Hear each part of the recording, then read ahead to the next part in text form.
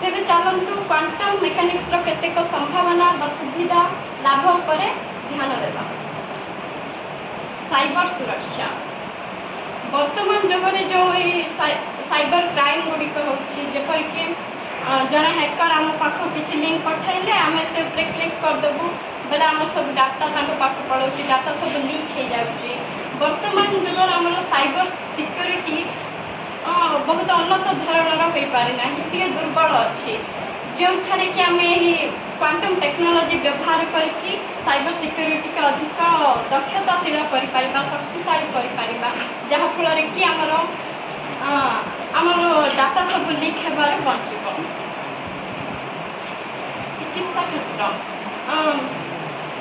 आम समाज में बहुत एमती मारात्मक रोग अच्छी जार कि प्रतिरोधक औषध टीका एवं बाहर करने बहुत कष्टकर हो।